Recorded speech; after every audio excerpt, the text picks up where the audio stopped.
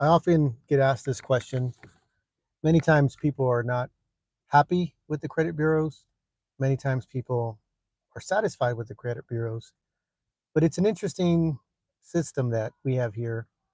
The credit bureaus do exist, and they can become a benefit for most people, but they can also become a hindrance to most people. And the reason is because the credit bureaus is really one of the only main substance that is available for creditors to know if they are going to partner with a client, could be like you or me, um, to loan money to. That's exactly what why they're here. Is it's a form and it's a method that has been put together that the creditors can vet if they want to lend money to somebody or a corporation or a person. And how they do that is through the credit bureau's system of putting together a credit report and a credit score. That's really why they exist and how they work. I mean, I'm going over basic stuff here. It's because they want to know if you're worthy enough to loan money to. If you're worthy enough, if you have credit worthiness to loan money to, and that you are in the position to give money back. So that's really why they exist. Um, So, for example, let's say you had a friend that came up to you and wanted to borrow $500, or someone that you knew, right? And you knew this person for quite some time. He was a good friend, trustworthy. You can trust, very responsible, someone that you can wouldn't hesitate to lend money to, for whatever reason he needed it, and because you knew he was going to pay you back. So that would be someone that you knew because he had a reputation with you that he is trustworthy. He is someone you can be that you can trust, and someone that has is responsible. That he would give you back the money that you lend him. So that would be person A, which is a person that is trustworthy because of the rapport you have with him.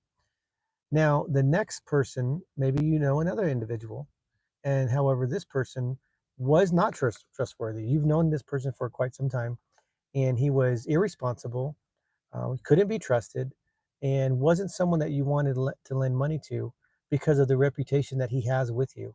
Even though you might have known this person for quite some time, you would not lend him $500 because in your mind you would probably think that he would not be able to pay you back, even though he may say he will. So you have person A and person two, a trustworthy person and an untrustworthy person. And the only way you would know if someone is trustworthy or not is because you know him, you have a rapport with him. Maybe you've known this person for quite some time and you've seen his habits, you've seen how responsible he is, how um, reliable he is, and someone that you can trust. So you are willing to lend him money because you know someday he'll pay you back. Whereas the other person, you know, just as long doesn't have that same rapport with you.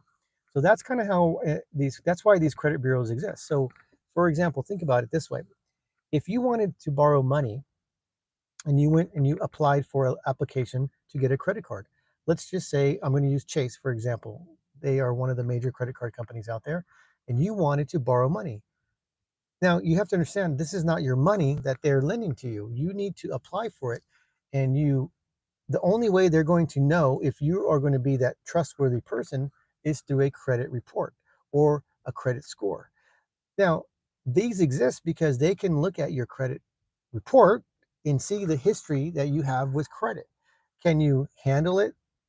Can you Are you trustworthy? Can you pay back what you said you were going to do? Can you pay back on time? Are you willing to pay the interest? That's how they look at you because they don't actually know you. So the only way, hello everyone, thank you for watching. The only way that they're going to know if you are someone that's going to be worthy to lend this money to is through a credit report. So that's going to bring up your history. So if you can if you over time, if you've been able to be wise with your money, pay your bills, pay everything on time, um, not abuse what they have lent you. If you can show that history, then you are going to be someone that will be willing to um, lend you money, such as a good credit score and a good credit report. No collections on there, no charge offs, no late payments.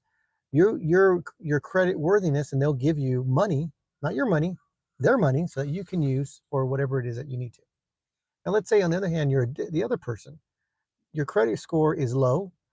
Your credit report is bad. It has charge-offs, it has collections, it has late payments, and it maybe have some other information on there that you don't want them to know, like maybe a bankruptcy or a repossession.